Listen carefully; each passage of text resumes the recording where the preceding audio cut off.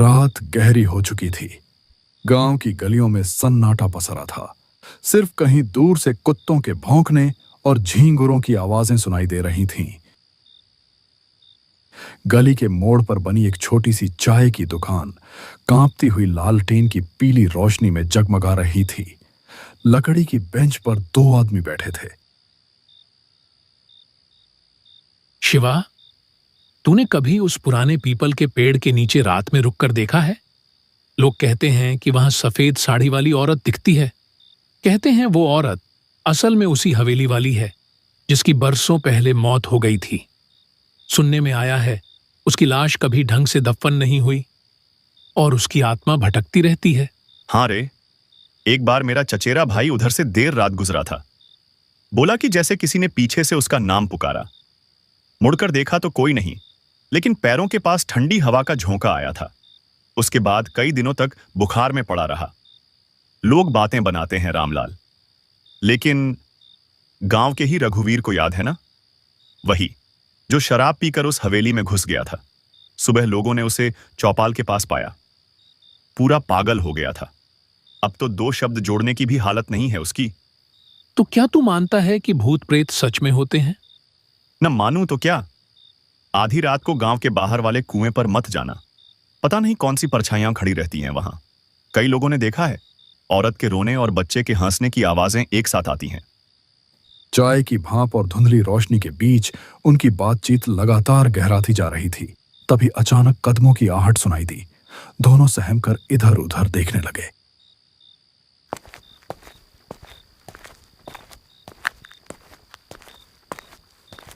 गांव के सन्नाटे को चीरता हुआ उनका तीसरा दोस्त वहां आ पहुंचा। उसका चेहरा थका और बुझा हुआ था, मानो किसी अनजानी यात्रा से लौटा हो। वह पास आकर बैठ गया। कुछ देर का सन्नाटा छाया रहा। अरे तू आ गया, चल अब माहौल बनेगा। तू ही हमें कोई डरावनी कहानी सुना दे। तू तो हमेशा ऐसी कहानियां सुनाता है कि नींद उड़ जाती है। ठीक है, लेकिन ये कहानी मेरी अपनी नहीं है। ये मेरे एक दोस्त के साथ घटी थी और उसने मुझे सब कुछ वैसे ही बताया था। सच में? क्या हुआ था उसके साथ? वो कहता है एक रात वो अकेला घर लौट रहा था। रास्ता सुनसान था, चारों तरफ सिर्फ अंधेरा और ठंडी हवा चल रही थी। तभी अचानक उसे लगा कि कोई पीछे पीछे चल रहा है। फिर धीरे धीरे उसने अपनी पुरानी आदत दोहराई, डरावनी कहानियां सुनाने की। उसकी आवाज धीमी थी, पर हर शब्द माहौल को और बोझिल कर रहा था। उत्तर प्रदेश की घनी जंगलों से घिरा एक गांव है, नाम है भैरवपुर। दिन के उजाले में तो यह गांव किसी साधारण बस्ती जैसा लगता है। खेतों में काम करते किसान, चौपाल पर बैठे बुजुर्ग और कच्ची गलियों में दौड़ते बच्चे। लेकिन रात होते ही भैरवपुर की पहचान बदल जाती है। गांव पर एक सन्नाटा छा जाता है, जैसे हवा तक अपनी रफ्तार रोक लेती हो। लोग दरवाजे खिड़कियां मजबूती से बंद कर लेते हैं, क्योंकि उन्हें पता है इस गांव की रातें किसी और ही दुनिया से ताल्लुक रखती हैं।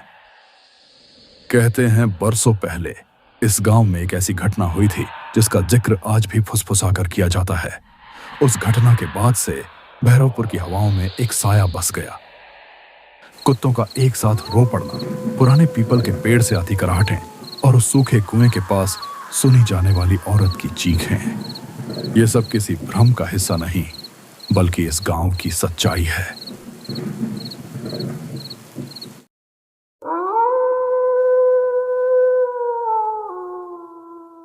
रात का वक्त था, लगभग 10:30 बज रहे थे। गांव में हल्की हल्की हवा के साथ बारिश भी हो रही थी और यहां सूरज के बेटे की तबीयत बिगड़ती ही जा रही थी। कोने में हल्की सी एक लालटेन जल रही थी। दोनों पति पत्नी अपने बच्चों की तबीयत को लेकर चिंतित थे। सूरज का मन तो था कि वह अपने बेटे को शहर के अस्पताल में ले जाए, लेकिन गांव वालों से उसने जो सुना था उसे सोचकर उसकी रूह कांप जाती थी कि कहीं उसके साथ भी कोई अनहोनी ना हो जाए।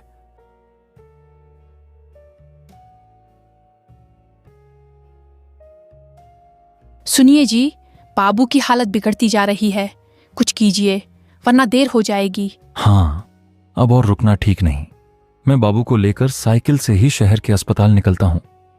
अकेले? रात का वक्त है जी, रास्ता सुनसान है, मुझे बहुत डर लग रहा है।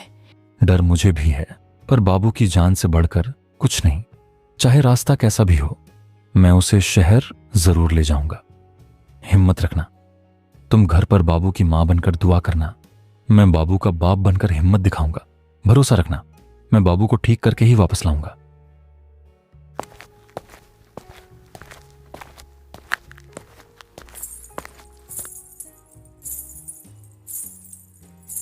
उस रात एक पिता अपने बेटे की जान बचाने के लिए एक ऐसे खौफनाक सफर पर निकल पड़ा था जहां कदम कदम पर खतरा था।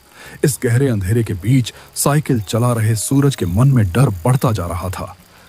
इस डर का कारण था शहर की तरफ जाने वाला यह इकलौता रास्ता। बारिश अब और तेज हो चुकी थी। बूंदें सूरज के चेहरे पर पड़कर जैसे उसे बार बार चेतावनी दे रही थीं, लेकिन उसके पास ठहरने का वक्त नहीं था। बेटे की सांसें भारी हो रही थीं।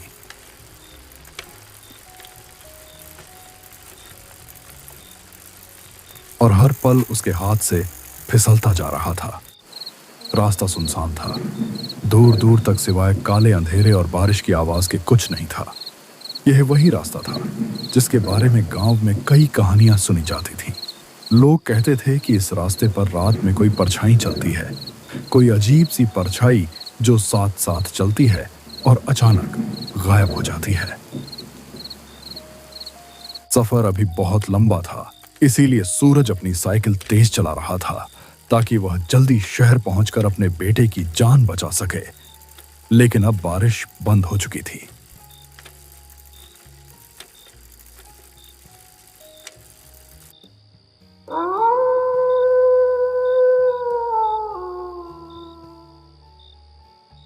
थोड़ी दूर आगे जाने पर सूरज को रास्ते में एक औरत बैठी हुई दिखाई दी। सूरज को यह देखकर बहुत आश्चर्य हुआ कि उसे रास्ते पर इतनी रात को कोई क्यों बैठा है। बेटा जरा रुक जा, ये टोकरी भारी है, मेरे बूढ़े हाथ कांपते हैं, उठा नहीं पा रही। अम्मा, मेरा बाबू बीमार है, मुझे जल्दी शहर पहुंचना है, वरना उसकी हालत और बिगड़ जाएगी। माफ करना अम्मा, अभी मेरे पास जरा भी वक्त नहीं है। अरे तू तो नेक लड़का लगता है, मेरी मदद कर दे बेटा, तेरे सिर पे दुआ रहेगी। ठीक है, आप अकेली हैं इतनी रात को। अच्छा बताइए कहाँ रखना है टोकरी, मैं उठा देता हूं। सूरज टोकरी उठाने की कोशिश कर ही रहा था, तभी उसने देखा कि वहां तो कोई है ही नहीं। उसका दिल जोर जोर से धड़कने लगा। हे भगवान, ये मैंने क्या देखा? अभी तो यहीं खड़ी थी अम्मा, फिर अचानक कहां गई? नहीं नहीं, ये जगह ठीक नहीं है। डर और बेचैनी उसके चेहरे पर साफ झलक रही थी। वह तेजी से साइकिल पर चढ़ा और अंधेरे रास्ते में भागने लगा, लेकिन किस्मत जैसे उसका साथ छोड़ चुकी थी।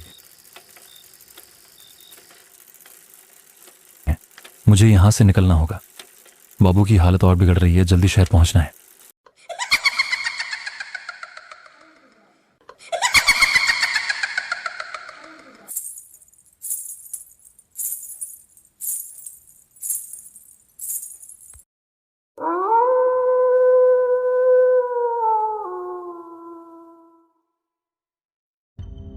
अचानक उसकी पुरानी साइकिल की जंग लगी चेन जमीन पर गिर गई। हे राम, ये क्या हो गया? अभी इस वक्त ही चेन गिरनी थी क्या? अगर मैं यहीं रुक गया तो पता नहीं क्या हो जाएगा। नहीं, मुझे किसी तरह चेन चढ़ानी ही होगी। और सूरज घबराहट में झुककर चेन चढ़ाने ही वाला था कि तभी उसकी रगों में खून जम गया। सामने वहीं खड़ी थी एक औरत, और वह औरत हूबहू उसकी पत्नी जैसी दिख रही थी। उस पल सूरज का मन मानो भर भरा कर टूट पड़ा। अरे तुम यहां कैसे? तुम तो घर पर थी ना? इतनी रात गए? इस सुनसान रास्ते पर कैसे चली आई? मत पूछो, मैंने रास्ते में एक परछाई देखी थी। वो लगातार मेरा पीछा कर रही है। मैं डरी हुई थी, इसलिए भागकर तुम्हारे पास आ गई। जल्दी करो, हमें यहाँ से निकलना होगा। बाबू को मुझे पकड़ाओ, मैं उसे संभाल लेती हूँ। तुम साइकिल ठीक करो। परछाई, ये कैसी बातें कर रही हो तुम? लेकिन अगर तुमने सच में देखा है तो मामला गंभीर है। अच्छा, तुम बाबू को थामो, मैं चेन लगाता हूं। हाँ, जल्दी करो, वो कभी भी यहाँ आ सकती है। उसने सोचा शायद उसकी पत्नी ही है जो किसी तरह यहां तक पहुंच गई। वह कुछ पूछने या सोचने की हालत में नहीं था। थकान, डर और बच्चे की बीमारी ने उसकी समझ को कुंद कर दिया था। उसने बिना शक किए अपने बीमार बेटे को उस औरत की बाहों में थमा दिया। सूरज जल्दी से साइकिल संभालकर आगे बढ़ गया।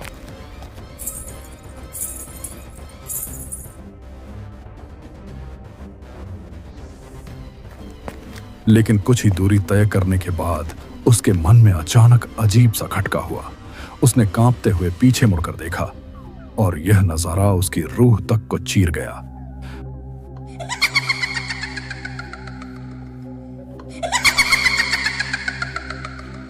वहां उसकी पत्नी नहीं थी, सामने वही था जिससे गांव के बुजुर्ग हमेशा चेतावनी देते आए थे, छलावा। उसका असली भयानक रूप अब सामने था और उसकी पकड़ में सूरज का छोटा सा बाबू था। मेरे बाबू को छोड़ दे, ये मेरा बच्चा है। तू इसे क्यों ले आई? ओ मां, मैंने तो तुझे अपनी पत्नी समझा था। आंसू बारिश के कतरों के साथ मिल गए और उसकी दौड़ती हुई सांसें पागलपन की हद तक तेज हो गईं। वह ठोकर खाता, गिरता, फिर उठता और भागता रहा। उसके सीने में सिर्फ एक ही बात थी, किसी भी तरह बाबू को बचाना है। डर अब भी था, लेकिन उस डर के नीचे छिपा पिता का हौसला कहीं ज्यादा बड़ा था। मेरा बाबू मुझे लौटा दे। नहीं, ऐसा मत कर, मैं तुझसे हाथ जोड़ता हूं। मेरे लाल को कुछ मत करना, उसे मुझे दे दे। सूरज बेतहाशा अंधेरे में अपने बच्चे को ढूंढ ही रहा था। उसके कदम कांप रहे थे, दिल की धड़कनें तेज होती जा रही थीं। तभी उसकी नजर सामने पड़ी। वहां टूटी फूटी पगडंडी के बीच वही चुड़ैल बैठी थी।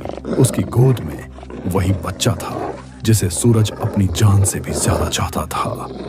लेकिन उस वक्त उसके चेहरे पर एक रहस्यमयी मुस्कान थी, मानो वह जानती हो कि सूरज का डर अब उसके कब्जे में है।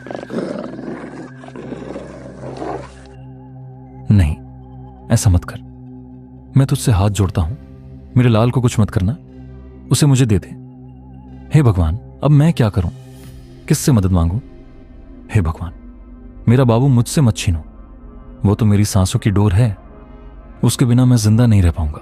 ओ परछाई, तुझसे मैं डरता नहीं, मगर मेरा लाल तेरा नहीं है। वो मेरी रूह का टुकड़ा है, उसे लौटा दे। अगर मेरी जान चाहिए तो ले जा, पर मेरे बाबू को छोड़ दे। मैं अपनी आंखों की रोशनी भी तुझ पर वार दूंगा। बस मेरा बच्चा मुझे लौटा दे। छलावा ने अपनी लाल आंखें चमकाईं। वह जैसे ही बाबू को चोट पहुंचाने के लिए अपना काला हाथ उठाता, तभी अचानक अंधेरे को चीरती हुई मोटरसाइकिल की तेज हेडलाइट उधर आ पड़ी।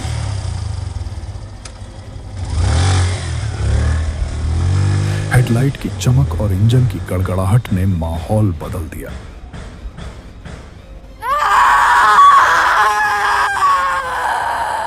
छलावा ने चीख मारी और अगले ही पल धुएं की तरह गायब हो गया। बाबू उसकी पकड़ से छूटकर जमीन पर गिर पड़ा। सूरज ने दौड़कर अपने लाल को उठा लिया, कांपते हाथों में उसे सीने से चिपका लिया और आंसुओं से उसका चेहरा भीग गया।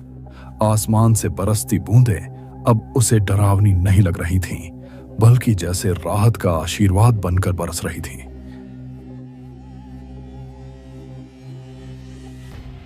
अरे सूरज, ये तू यहां इस हालत में?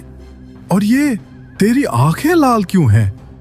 भाई, तू सही समय पर आया, वरना मेरा बाबू, मेरा लाल मुझसे हमेशा के लिए छिन जाता। किसने छीना था? कौन था यहां? वो कोई औरत नहीं थी, वो तो छलावा था। उसी ने मेरी आंखों के सामने मेरी पत्नी का रूप बनाकर मुझे धोखा दिया और मेरे बाबू को लेकर भाग गया। भाई, मैं मर ही गया था डर से। ये तो तेरी बाइक की आवाज थी जिसने उसे भगा दिया, वरना मेरा सब कुछ खत्म हो जाता। छलावा, हे भगवान, मैं तो रास्ते में बस अंधेरे में कोई साया देख रहा था, तभी मैंने गाड़ी तेज कर दी। अच्छा हुआ जो मैं यही रुक गया। भाई, तूने आज मेरी जान नहीं बल्कि मेरी पूरी दुनिया बचा ली। तेरी ये मदद मैं जिंदगी भर नहीं भूल पाऊंगा। सूरज, घबरा मत, अब मैं हूं ना। देख, बाबू सुरक्षित है। हम दोनों उसे लेकर तुरंत शहर चलेंगे। तुझे अकेले नहीं छोड़ूंगा। उस अंधेरी रात में सूरज की यह कहानी गांव के दिल में हमेशा के लिए दर्ज हो गई। एक बाप की जिसने छायाओं और छलावे से टकराकर अपनी संतान को बचा लिया। उस रात ने यह साबित कर दिया कि डर कितना भी गहरा क्यों ना हो, एक पिता का प्यार उससे कहीं ज्यादा मजबूत होता है।